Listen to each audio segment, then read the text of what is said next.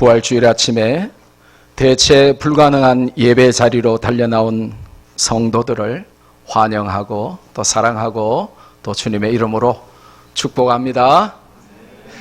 부활절은 기독교 절기의 핵심 중에 핵심입니다. 성경의 기초가 되는 가장 본질적인 역사의 사건을 기념하는 날입니다. 우한 코로나 바이러스로 인해서 전 세계가 지난 2000년 기독교 역사에 전례 없는 온라인 예배로 부활을 기념하는 곳이 많지만 하나님의 만극하신 은혜로 우리가 오늘 역사적인 부활절 예배의 현장으로 나오게 됨을 감사할 수 있기를 축복합니다.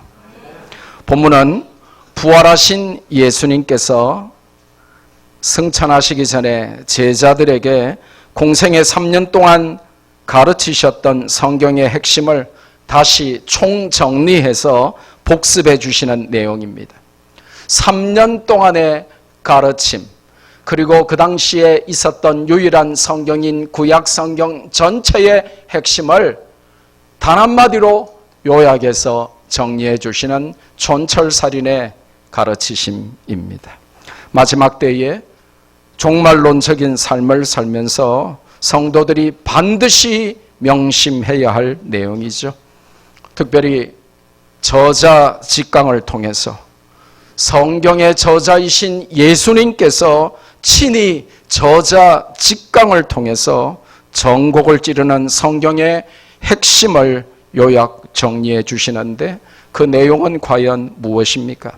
44절에 보니까 세 가지가 등장하죠. 모세의 율법, 그리고 선지자의 글, 그리고 시편에 기록된 모든 것. 이 말은 구약 성경 전체를 이제 말하는 건데요. 그 모세의 율법과 선지자의 글과 시편에 기록된 모든 것의 핵심이 바로 예수 그리스도다 하는 것을 알려줍니다. 히브리어로 기록된 그 당시의 구약 성경 전체의 하이라이트가 바로 예수 그리스도시다 하는 것입니다. 오늘 아침에 이제 학습 세례자 문답식을 했는데 원래대로 하면 그 책 내용 전체를 제가 물어봐야 돼요. 성경은 일독을 하셨습니까? 십계명은 다 외우고 계십니까? 사도신경 주기도문은 암송하실 수 있습니까? 온갖 걸 다 물어야 합니다. 그런데 저는 그렇게 안 합니다.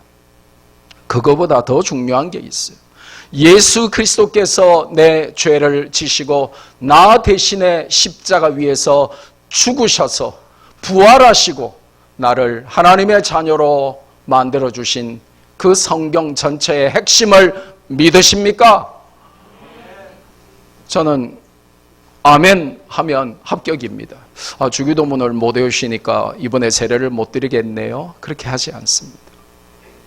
성경의 핵심을 아는 것이 그만큼 중요합니다.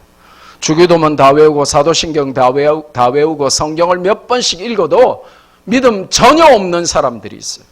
반대로 외우는데 약하고 제대로 성경을 잘 몰라도 예수님을 구세주로 믿고 하나님을 아버지로 믿고 그렇게 믿음으로 말씀대로 살겠노라고 결단하는 사람들이 있어요. 그게 중요한 것입니다. 성경을 읽고 배우면서 예수 그리스도를 알지 못하고 믿지 못하면 제가 늘 가르쳐드리는 이 모순어법, 이 악시머런에 해당된다고 알려드렸죠. 이 모순어법, 이 악시머런은 뭐냐? 한국 사람이 한글 모르는 것과 같고 태권도 10년 배웠는데 들어가는 첫날 배우는 태극 1장도 못하는 것과 똑같습니다. 교회를 평생 다니고 예수님 믿는다고 하면서도 성경의 핵심이 뭔지도 모른다면 그건 마치 결혼하고 요리 20년 했는데 주부 20년이 지났는데 밥도 못하고 김치찌개 하나 못하는 것보다 더 충격인 것입니다. 컴퓨터 프로그래머인데 컴퓨터 전원을 켜고 끌 줄도 모르는 것 이상으로 충격적인 것이죠.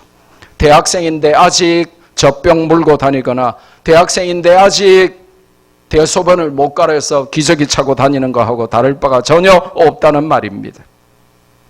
그래서 부활하신 예수님은 제자들이 그렇게 살면 안 되니까 다시 한번 공생의 기간 동안 3년을 가르쳐 주신 성경의 핵심을 요약하시고 구약 성경 전체의 핵심이 뭔지를 다시 한번 단도리 시켜주시고 승천하십니다.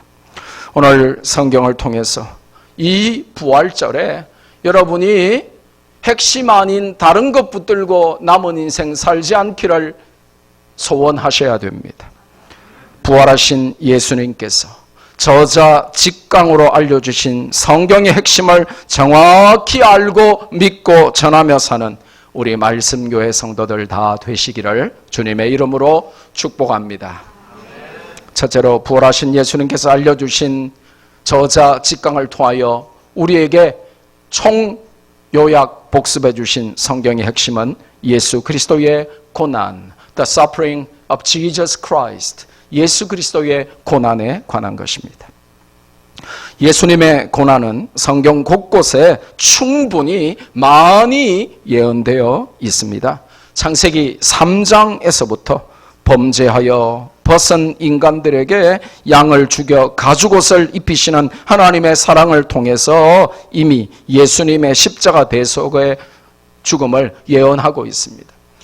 벌거벗어 그것이 너무 부끄러우니까 나뭇잎으로 그 부끄러움을 가리고 있는 너무나 불완전한 그걸 보시고 완전한 예수님, 어린 양 예수님, 그 어린 양을 죽여 가죽옷을 만들어 그들의 가장 부끄러운 것을 친히 가려 주심을 통해서 벌써 원시복음, 최초의 복음 창세기 3장을 통하여 이미 예수님의 죽으심을 성경이 예언하고 있습니다.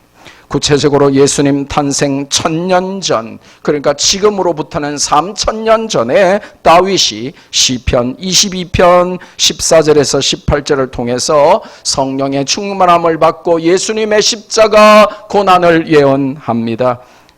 함께 읽습니다. 나는 물같이 쏟아졌으며 내 모든 뼈는 어그러졌으며 내 마음은 밀랍 같아서 내 속에서 녹았으며 내 힘이 말라 질그릇 조각 같고 내 혀가 입천장에 붙었나이다.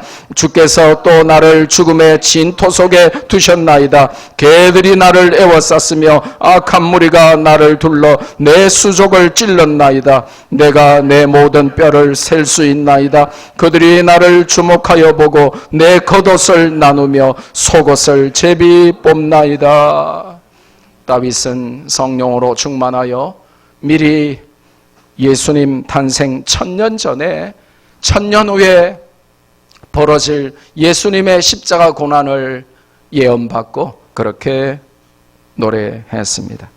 예수님 탄생 700년 전에 이사야 선지자는 성령으로 충만함을 받고 이사야 53장에서 예수님의 고난을 예언합니다. 이사야 53장 2절로 8절 말씀을 함께 읽습니다.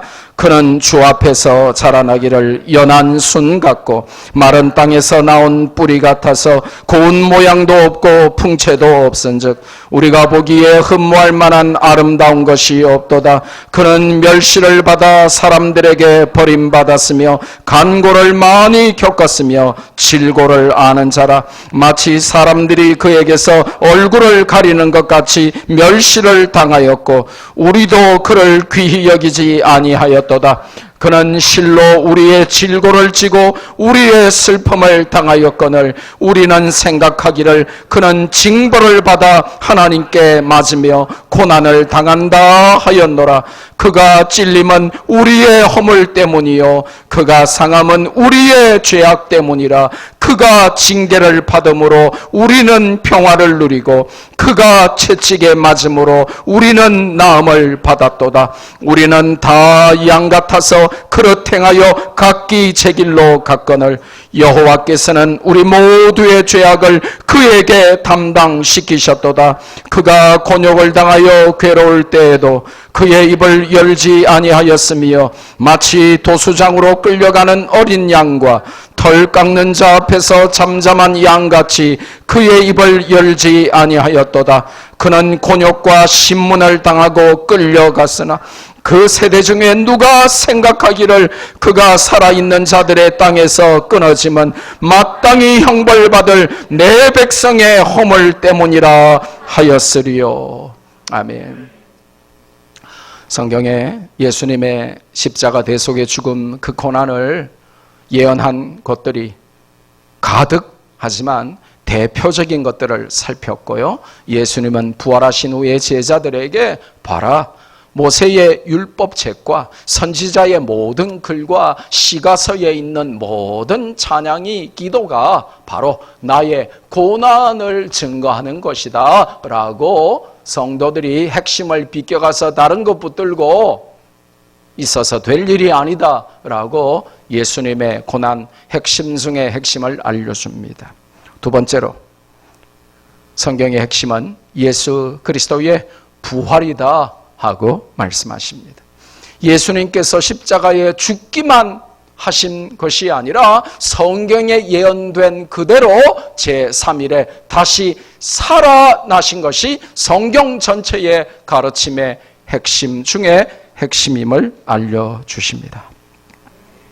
예수님의 십자가 고난이 구약 성경에 무수히 많이 예언된 것처럼 부활에 관한 것도 너무나 많이 예언되어 있습니다. 하지만 이 짧은 예배 시간에 모든 성경을 다 찾아볼 수는 없기 때문에 아주 신학적으로 중요한 것들을 몇 군데 살펴보려고 합니다. 이 아침에 성경을 많이 읽을 거기 때문에 여러분이 성경을 찾으시고 밑줄을 그어가면서 적어도 그렇지 못하면 본문이 어딘지라도 적어놓고 꼭 묵상하셔야 돼요. 그렇지 않으면 아까 말씀드렸죠. 대학생인데 아직 젖 먹고 기저귀 차고 다니는 것처럼 교회 평생 다니는데 성경 핵심 하나 모르고 들은 풍월로 믿게 돼요. 마태복음 12장 38절로 42절 말씀 같이 읽습니다. 시작. 그때 서기관과 바리새인 중 몇 사람이 말하되 선생님이여 우리에게 표적 보여주시기를 원하나이다. 예수께서 대답하여 이르시되 악하고 음란한 세대가 표적을 구하나 선지자 요나의 표적밖에는 보일 표적이 없느니라. 요나가 밤낮 사흘 동안 큰 물고기 뱃속에 있었던 것 같이 인자도 밤낮 사흘 동안 땅속에 있으리라. 심판 때에 니느웨 사람들이 일어나 이 세대 사람을 정죄하리니 이는 그들이 요나의 전도를 듣고 회개하였음이거니와 요나보다 더 큰 이가 여기 있으며 심판 때에 남방 여왕이 일어나 이 세대 사람을 정죄하리니 이는 그가 솔로몬의 지혜로운 말을 들으려고 땅끝에서 왔음이거니와 솔로몬보다 더 큰 이가 여기 있느니라. 아멘. 예수님께서 마태복음 12장에서 예수님의 신분과 정체, 이 아이덴티티를 설명하시면서 나는 너희들이 성전이 멋지다, 아름답다, 크다 하지만 성전보다 큰 진짜 성전이 바로 나다. 요나가 위대한 선지자지만 요나보다 더 큰 선지자가 나다. 솔로몬이 그렇게 지혜롭다고 세상 사람들의 칭송을 받지만 솔로몬보다 더 큰 이가 바로 나다 하시면서 왕이신 하나님이신 예수 그리스도의 신분을, 정체를 설명하셨던 장이 그 유명한 마태복음 12장이에요. 여기에 서기관들과 바리새인들이 예수님을 공경에 빠뜨리려고 질문을 해요. 여러분, 우리가 사람들을 질문할 때에 사람들을 도우려고 질문하고 사람들을 세우려고 질문하고 그렇게 건설적이고 아름다운 사랑의 동기로 질문해야 됩니다. 그런데 이 서기관들과 바리새인들은 어떻게 하면 예수님을 트집을 잡을까, 죽일까 하기 위하여 악한 질문을 해요. 여러분, 말 한마디 해도, 질문을 하나 해도 어떻게 도와줄까, 어떻게 살릴까, 그런 말을 해야 돼요. 이 바리새인들과 서기관들이 예수님에게 뭘 원했습니까? 뭘 보여달라고 합니까? 표적을 보여달라는 것입니다. Wonders and miracles, 표적을 보여달라고 해요. 그런데 주님이 뭐라고 말씀하시냐? 정말 충격적인 말씀하세요. 너희들이 너무 악하고 음란한 세대에 살아가기 때문에 하나님의 말씀만 들어도 회개하고 믿어야 되는데 기적이 아니면 못 믿는구나. 이 사악한 자들아, 그렇게 말씀하시면서 니네들이 표적을 구하니까 오케이, 좋아, 내가 표적을 줄게. 그런데 성경에 나타난 가장 큰 표적이 뭔 줄 아니? 바로 선지자 요나의 표적이야. 요나가 바다로 던지움을 받았을 때에 큰 물고기 뱃속에서 3일간 있었듯이 나도 십자가 위에 죽어 장사 지낸 바 되었지만 사흘 만에 내가 다시 살아날 거야. 그것보다 더 큰 표적이 없어 라고 주님의 부활을 말씀하시면서 선지자 요나를 예를 듭니다. 정확하게 한번 볼까요? 구약성경 요나서 1장 17절 같이 읽습니다. 시작. 여호와께서 이미 큰 물고기를 예비하사 요나를 삼키게 하셨으므로 요나가 밤낮 3일을 물고기 뱃속에 있으니라. 예수님께서 이 말씀을 하시면서, 여러분 요나서 내용을 아시죠? 그죠? 나중에 큰 물고기가 사흘 후에 요나를 토해냅니다. 요나가 살아나서 이제 나가서 전도해서 니느웨 사람들, 야수르의 수도가 니느웨였는데 그 사람들이 왕부터 어린아이까지 다 회개하고 살아나게 되죠.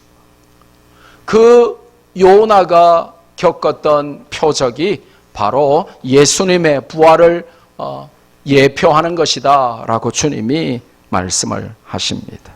시편 16편 말씀도 예수님의 부활에 관해서 굉장히 중요한 예언이고 신학적으로 아주 학자들이 중요하게 다뤄요. 왜냐? 시편 16편 말씀을 가지고 베드로도 사도행전에서 그 시편 16편 말씀으로 전도하여 3,000명이나 믿는 자가 더하게 되고요. 사도 바울도 또 사도행전 13장에 시편 16편 말씀으로 전도를 힘차게 하는 것을 보게 돼요. 그래서 이 시편 16편 말씀이 이 성경적으로 신학적으로 이 변증학적으로 굉장히 중요한 말씀입니다. 성경은 한 단어도 그냥 쓰여진 것이 없고 한 단어도 하나님의 영감이 없이 성령의 입김이 없이 쓰여진 것이 없는 완전한 말씀임을 우리는 믿습니다. 시편 16편 8절로 11절 말씀을 함께 읽습니다. 내가 여호와를 항상 내 앞에 모시며 그가 나의 오른쪽에 계심으로 내가 흔들리지 아니하리로다. 이러므로 나의 마음이 기쁘고 나의 영도 즐거워하며 내 육체도 안전히 살리니 이는 주께서 내 영혼을 스올에 버리지 아니하시며 주의 거룩한 자를 멸망시키지 않으실 것임이니라. 아멘. 이 내용을 우리가 그냥 읽으면 이게 무슨 말인가? 하나님이 나를 그냥 지켜주신다는 말인가? 저 무덤, 스올 무덤인데요. 지옥에 내려가지 않게 나를 붙들어 주신다는 것인가? 이게 무슨 말인지 헷갈립니다. 그런데 정확하게 베드로와 사도 바울이 이 시편 16편 말씀을 풀어서 설교합니다. 사도행전 2장 22절에서 41절 좀 길지만 어떻게 베드로가 이 설교를 통해서 시편 16편을 인용하면서 부활하신 그리스도를 증거하는지 우리 한번 같이 읽습니다. 시작. 이스라엘 사람들아 이 말을 들으라. 너희도 아는 바와 같이 하나님께서 나사렛 예수로 큰 권능과 기사와 표적을 너희 가운데서 베푸사 너희 앞에서 그를 증언하셨느니라. 그가 하나님께서 정하신 뜻과 미리 하신 대로 내준 바 되었거늘 너희가 법 없는 자들의 손을 빌려 못 박아 죽였으나 하나님께서 그를 사망의 고통에서 풀어 살리셨으니 이는 그가 사망에 매여 있을 수 없었습니다. 다윗이 그를 가리켜 이르되 내가 항상 내 앞에 계신 주를 배웠으며 나로 요동하지 않게 하기 위하여 그가 내 우편에 계시도다. 그러므로 내 마음이 기뻐하였고 내 혀도 즐거워하였으며 육체도 희망에 거하리니 이는 내 영혼을 음부에 버리지 아니하시며 주의 거룩한 자로 썩음을 당하지 않게 하실 것이미로다. 주께서 생명의 길을 내게 보이셨으니 주 앞에서 내게 기쁨이 충만하게 하시리로다 하였으므로 형제들아 내가 조상 다윗에 대하여 담대히 말할 수 있노니 다윗이 죽어 장사되어 그 묘가 오늘까지 우리 중에 있도다. 그는 선지자라. 하나님이 이미 맹세하사 그 자손 중에서 한 사람을 그 위에 앉게 하리라 하심을 알고 미리 본고로 그리스도의 부활을 말하되 그가 음부에 버림이 되지 않고 그의 육신이 썩음을 당하지 아니하시리라 하더니 이 예수를 하나님이 살리신지라. 우리가 다 이 일의 증인이로다. 하나님이 오른손으로 예수를 높이심에 그가 약속하신 성령을 아버지께 받아서 너희가 보고 듣는 이것을 부어주셨느니라. 다윗은 하늘에 올라가지 못하였으나 친히 말하여 이르되 주께서 내 주에게 말씀하시기를 내가 내 원수로 내 발등상이 되게 하기까지 너는 내 우편에 앉아 있으라 하셨도다 하였으니 그런즉 이스라엘 온 집은 확실히 알지니 너희가 십자가에 못 박은 이 예수를 하나님이 주와 그리스도가 되게 하셨느니라 하니라. 그들이 이 말을 듣고 마음에 찔려 베드로와 다른 사도들에게 물어 이르되 형제들아 우리가 어찌할꼬 하거늘 베드로가 이르되 너희가 회개하여 각각 예수 그리스도의 이름으로 세례를 받고 죄사함을 받으라. 그리하면 성령의 선물을 받으리니 이 약속은 너희와 너희 자녀와 모든 먼데 사람 곧 주 우리 하나님이 얼마든지 부르시는 자들에게 하신 것이라 하고 또 여러 말로 확증하며 권하여 이르되 너희가 이 패역한 세대에서 구원을 받으라 하니 그 말을 받은 사람들은 세례를 받음에 그날의 신도의 수가 3,000이나 더하더라. 아멘. 이 역사적인 베드로의 설교를 듣고 그렇게 그들을 비난하고 죽이려고 하던 자들이 회개하고 세례받고 예수님을 믿고 구원받았는데 그날 믿고 영접한 자의 수가 3,000명이나 더했다라고 성경 기록합니다. 그런데 그때에 베드로가 시편 16편을 인용하며 예수님이 바로 부활하신 그분이다라고 설교했다는 것입니다. 비슷하게 사도 바울은 사도행전 13장에서 또 시편 16편을 인용하면서 부활하신 예수님을 증거합니다. 사도행전 13장 32절에서 39절 말씀을 함께 읽습니다. 시작. 우리도 조상들에게 주신 약속을 너희에게 전파하노니 곧 하나님이 예수를 일으키사 우리 자녀들에게 이 약속을 이루게 하셨다 함이라. 시편 둘째 편에 기록한 바와 같이 너는 내 아들이라 오늘 너를 낳았다 하셨고 또 하나님께서 죽은 자 가운데서 그를 일으키사 다시 썩음을 당하지 않게 하실 것을 가르쳐 이르시되 내가 다윗의 거룩하고 미쁜 은사를 너희에게 주리라 하셨으며 또 다른 시편에 일렀으되 주의 거룩한 자로 썩음을 당하지 않게 하시리라 하셨느니라. 다윗은 당시에 하나님의 뜻을 따라 섬기다가 잠들어 그 조상들과 함께 묻혀 썩음을 당하였으되 하나님께서 살리신 이는 썩음을 당하지 아니하였나니 그러므로 형제들아 너희가 알 것은 이 사람을 힘입어 죄사함을 너희에게 전하는 이것이며 또 모세의 율법으로 너희가 의롭다 하심을 얻지 못하던 모든 일에도 이 사람을 힘입어 믿는 자마다 의롭다 하심을 얻는 이것이라. 아멘. 그래서 예수님은 부활하신 후에 제자들에게 성경 전체의 핵심을 설명하시면서 바로 예수 그리스도가 십자가 대속의 죽음을 고난을 당하여 죽을 뿐 아니라 다시 살아나시는 것이 성경의 핵심이다라고 알려주시고, 그 가르침이 제자들에게 뼈를 때리고 또 심령에 새겨져서 그것들을 믿었던 제자들이 예수님이 죽으실 뿐 아니라 부활하셨다 증거한 것이 신약 성경의 또 핵심이 된 것입니다. 마지막 세 번째로 고난과 부활을 설명하신 예수님은 이제 그 사실, 예수님의 십자가 대속의 죽음과 그 사망 권세 깨뜨리고 부활하신 이 복음을 온 세계로 전파하라 하는 명령을 주셨습니다. 증인의 사명을 일깨워 도전하시고 성령의 능력으로 복음 전파의 사명을 감당하라 명령하신 것이죠. 그래서 여러분이 나는 예수님의 십자가를 믿어요, 그분의 부활을 믿어요, 나는 성경 말씀 다 믿어요, 그렇게 믿음으로 산다고 고백하지만 그 사실을 전하지 않고 산다면 그는 성도의 삶이 아니다 하는 것을, 성경의 핵심과 비껴났다 하는 것을 성경이 우리에게 말씀하시는 것입니다. 예수님의 십자가와 부활을 경험한 자들은 입 닫고 가만히 앉아 있을 수 없다라고 말씀하시고, 그 십자가와 부활의 증인으로 복음 전하는 삶이 우리가 살아가는 이유가 된다라고 말씀하시고, 공부해야 되는 이유, 일해야 되는 이유, 건강해야 되는 이유, 돈 벌어야 되는 모든 이유가 이 십자가와 부활을 증거하는 증인이 되어야 되기 때문에 그렇다라고 알려주십니다.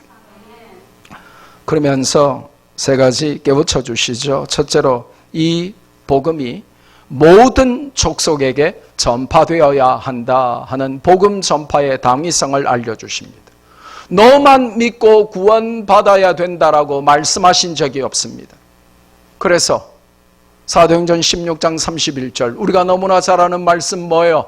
간수가 예수님 믿게 되는 그때에 바울이 뭐라고 전도합니까? 주 예수를 믿으라. 그래야 하면 너와 내 집이, 오이코스입니다. 오이코스는 눈에 보이는 내 가족뿐만 아니라 확대된 가족들, 내 주변에 날마다 내 피를 나누지는 않아도 내가 만나는 이웃과 친구와 내 주변의 모든 사람을 포함하는 이 오이코스, 주 예수를 믿어라. 그래야 하면 너와 너의 주변에 너를 관계의 동심원 안에 있는 모든 사람들이 너 때문에 구원받을 것이다. 그렇게 말씀하세요. 근데 그 말은 무슨 말이에요? 네가 가서 이 십자가와 부활을 전해라, 그 말씀이죠. 복음은 나에게만 전달되고 땅속에 묻혀 있어야 될 것이 아니라 나를 넘어 내 가족으로, 내 이웃으로 전 세계로 전파되어져야 하는 것입니다. 이 복음의 확장성, 이걸 알고 이 복음의 확장을 위하여 오늘도 우리는 살아갑니다.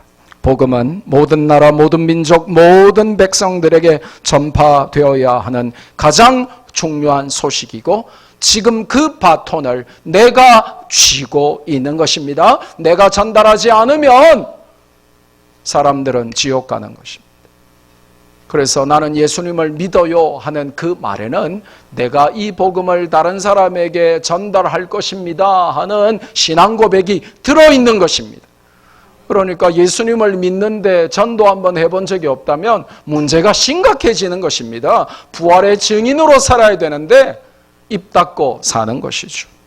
두 번째로, 우리는 이 모든 일에 증인이다 라고 주님은 계속해서 말씀하시고, 이 말씀을 전해들은 베드로도 바울도 이 말씀을 신비에 새기고, 맞다, 우리가 이 모든 일에 예수님의 십자가 대속의 죽음 고난의 사건과 부활의 사건, 이 모든 일에 우리가 증인이다 라고 고백하고 있는 것입니다. 이 증인이라고 하는 헬라어 단어는 요즘 21세기 성도들이 이제 많이 들어가지고 잘 아는 단어입니다. 마르투스, 이 마르투스라고 하는 단어입니다. 근데 이 증인이라고 하는 이 마르투스라고 하는 단어가 이제 2000년 전 헬라어로서 2000년이 지난 21세기를 사는 지금으로 이 뜻이 확대돼요. 그래서 어떻게 확대되냐고 하면 그 당시에는 그냥 마르투스 하면 그냥 증인이었는데 Witnesses of Jesus, 예수님의 증인이었는데 이게 1세기에 로마의 핍박을 받으면서 목숨을 내놓고 예수님이 고난받으시고 예수님이 십자가 지시고 그분이 부활하셔서 우리의 구세주가 되셨다, 이걸 목숨 걸고 전하다 보니까 1세기가 채 넘지 않은 그때에 이 증인 마르투스라고 하는 단어가 순교자라고 하는 단어와 동의어가 돼버린 거예요. 그래서 여러분 영어를 하시는 분들은 많이 아시죠? 영어의 어원이 헬라어와 라틴어에서 굉장히 많이 나옵니다. 이 코로나, 이게 라틴어거든요. 왕관입니다. 왕관. 코로나 바이러스 할 때 코로나, 이게 라틴어예요. 왕관. 그래서 바이러스가 지가 왕이 되겠다고 왕관, 내가 왕이야, 나에게 절해 하고 지금 이렇게 돌아다니는 거죠. 그렇지만 우리는 아니야. 하나님이 왕이시고 하나님이 코로나시고 하나님이 예수님이 코로나시고 우리의 왕이 되셔서 우리가 무릎 꿇을 분은 예수님밖에 없어. 우리는 코로나에 무릎 꿇지 않을 거야. 악한 왕들은 공포심을 유발해서 그 앞에 무릎 꿇게 만들잖아요. 그게 코로나 바이러스인 거예요. 근데 우리는 사랑의 왕이신 예수님 앞에 무릎 꿇는 것입니다. 그리고 그분의 증인으로 살죠. 그래서 이제 1세기를 거치면서 이 마르투스라고 하는 증인이라고 하는 단어가 순교자라고 하는 단어로 확장되고 변하면서 지금 우리가 거기서 이제 헬라어에서 영어 단어 순교자, martyr, M-A-R-T-Y-R, martyr라고 하는 이 단어가 바로 순교자라고 하는 단어가 마르투스, 증인이라고 하는 헬라어 단어에서 파생됐어요. 우리 학생들 잘 알아야 돼요. M-A-R-T-Y-R, martyr. 이게 바로 마르투스에서 파생된 단어인데 순교자입니다. 그러니까 그분의 십자가 대속의 죽음과 그분의 부활의 충격적인 진리를 내 목에 칼이 들어와서 내가 죽더라도 내가 목숨 내놓고 증인으로 살겠다 하는 단어가 바로 witnesses, 증인, 마르투스가 바로 순교자, martyr가 된 것이죠. 주님은 너희들이 이 모든 일에 증인이다 라고 말씀하세요. 우리 경상도 말로는 아주 간단하죠. 단디해라. 그 한마디에 다 들어있는 것입니다. 너희가 이 모든 일의 증인인데, 네가 증인인데 증인으로 안 살면 어떻게 되겠냐? 단디해라. 증인, 선교자. 그러면서 세 번째로 중요한 말씀을 하시죠. 그런데 네 능력으로, 네 지혜로는 단디할 수가 없다. 네 능력으로, 네 지혜로는 사람들 앞에 쫄고 비난하고 멸시하고 그러면 도망가고 울고 그러니까 금방 내 안 할래 그러면서 내려놓으니까 네 능력으로, 네 힘으로는 안 되니까 오직 성령의 충만함을 입어야만 복음을 전할 수 있고 이 모든 일의 증인으로 살 수 있다라고 말씀하십니다. 그래서 주님이 승천하시기 직전에 주신 최후의 명령, 사도행전 1장 8절 함께 읽습니다. 시작. 오직 성령이 너희에게 임하시면 너희가 권능을 받고 예루살렘과 온 유대와 사마리아와 땅끝까지 이르러 내 증인이 되리라 하시니라. 아멘. 세 단어가 중요해요. 성령, 권능, 증인. 성령이 아니면 권능이 없어요. 근데 이 권능이라고 하는 헬라어 단어가 듀나미스인데 이 듀나미스가 바로 다이너마이트의 어원이에요. 그러니까 성령이 임하시면 듀나미스, 핵폭탄이 터진다는 거예요. 그래서 세상 폭탄은 터지면 다 죽는데 복음의 폭탄은 터지면 터질수록 다 살린다는 것입니다. 그래서 우리는 폭탄 배달하는 사람들이 여러분의 집사님 어디 가세요? 이렇게 물어보면 조용히 한마디 해주세요. 네, 폭탄 배달하러 가요. 뭐 여러분이 용 쓸 필요도 없습니다. 조용히 한마디만 속삭이면 됩니다. 예수님 믿고 구원받으세요. 그 작은 외침 안에 핵폭탄이 폭발하는 능력이 들어있는 것입니다. 그럴 때에 성령의 권능을 받아 핵폭탄같이 복음을 전할 때에 그때 비로소 우리가 주님의 효과적인 증인이 되어서 선교사가 되어서 수많은 영혼을 목숨 걸고 살릴 수 있게 된다고 말씀하십니다. 그래서 이 말씀을 사도 바울이 명심해요. 그리고는 한평생 그렇게 전도하고 또 성도들에게도 그렇게 전도하라고 고린도전서 2장에서 중요한 말씀을 주십니다. 1절로 5절까지 같이 읽습니다. 시작. 형제들아, 내가 너희에게 나아가 하나님의 증거를 전할 때에 말과 지혜의 아름다운 것으로 아니하였나니 내가 너희 중에서 예수 그리스도와 그의 십자가에 못 박히신 것 외에는 아무것도 알지 아니하기로 작정하였습니다. 내가 너희 가운데 거할 때에 약하고 두려워하고 심히 떨었노라. 내 말과 내 전도함이 설득력 있는 지혜의 말로 하지 아니하고 다만 성령의 나타나심과 능력으로 하여 너희 믿음이 사람의 지혜에 있지 아니하고 다만 하나님의 능력에 있게 하려 하였노라. 아멘.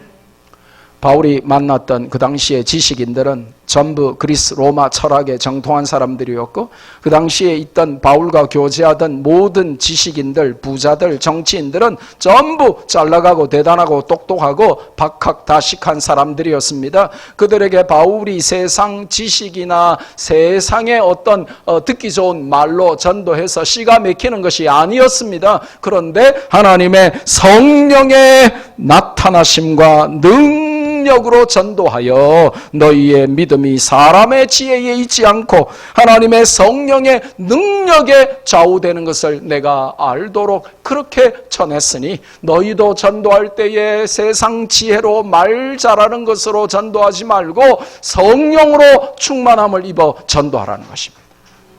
그렇지 않고 여러분의 학벌로 전도하면 여러분이 잘하겠어요? 하버드 대학 나온 사람이 잘하겠어요? 여러분의 말빨로 전도하면 여러분이 잘하겠어요? 아나운서가 잘하겠어요? 변호사가 더 잘하겠죠.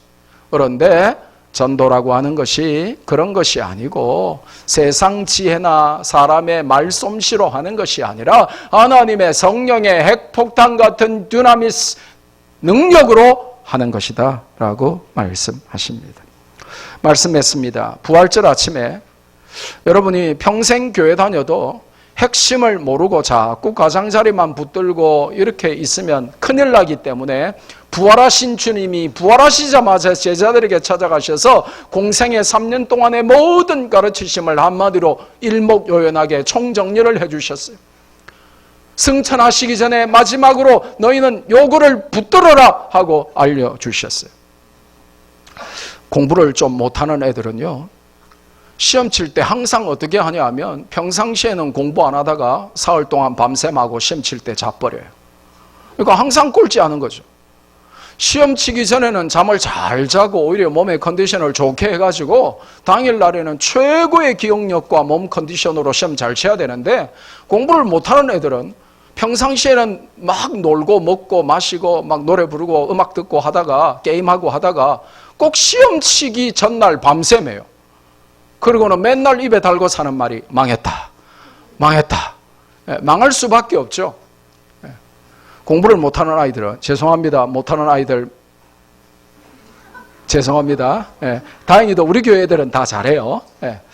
공부 못하는 애들은요, 선생님이 이거 중요하다, 이건 정말 중요하다라고 말한 데는 별로 관심이 없고 머리에 띠 두르고 막 열공 이런 거 띠 두르고는 선생님이 한 달에 어쩌다가 지나가는 말로 한마디 한 그거 막 외우고 있어요.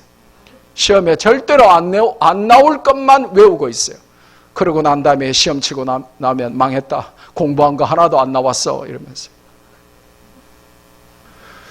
예수님이 부활하신 후에 니네들 구약 성경 다 외웠냐?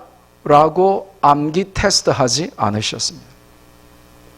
니네들 내가 가르쳐준 거 3년 동안 노트 메모한 거 다 내놔 라고 하시지 않으셨습니다.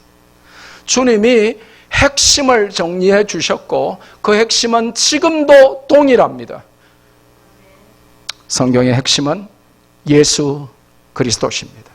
미안하지만 아브라함도 아니고 다윗도 아니고 요셉도 아니고 미안하지만 바울도 아니고 베드로도 아니고 성경의 핵심은 그들을 사용하시고 그들을 통하여 영광 받으시는 하나님이시고 우리 주 예수 그리스도이십니다. 구체적으로 우리가 성경의 핵심이 예수님이다라고 할 때 예수님의 십자가 대속의 죽음과 부활, 십자가와 부활, 이게 복음의 전부입니다. 온 세상 죄를 대신 지시고 He died on the cross in my place. 내가 져야 할 그 십자가를 나 대신 지셨다. 이게 신앙 고백이에요. 그러나 사망 권세 이기시고 마귀의 일을 멸하시고 부활하신 살아계신 예수님을 내 힘과 내 지혜와 내 능력이 아니라 하나님의 능력인 성령의 능력을 힘입어서 땅 끝까지 이 십자가와 부활의 사건을 증인되어서 살아가는 우리 말씀교회 성도들 다 되시기를 주님의 이름으로 축복합니다. 이 시간 세례식 거행하겠습니다.